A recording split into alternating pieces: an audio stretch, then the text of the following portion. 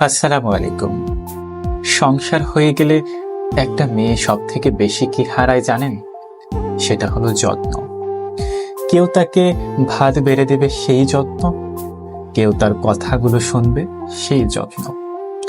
প্রচন্ড ক্লান্তিতে কেউ তাকে একটুখানি ছুটি দেবে, সেই যত্ন। এত সব হারিয়েও মেয়েরা কিরকম সংসার আগলে রাখে, সারাটা জীবন পার করে দেয়। ছুটি নেই, ছাড় নেই, চোখের পানির দাম নেই, তবু সংসার আগলে ধরে থাকতে মেয়েদের কি প্রবল আগ্রহ। এই আগ্রহকে কি বলে জানেন? এই আগ্রহের একটা বোকা বোকা নাম আছে, সেটা হলো মায়া। নিজেকে নিঃশেষ করে সব আগলে রাখার এই আগ্রহের নাম মায়া।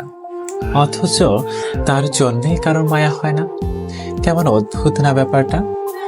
সেই মায়া থেকে হুমায়ুন আহমেদ একটা বই লিখেছেন, সেটা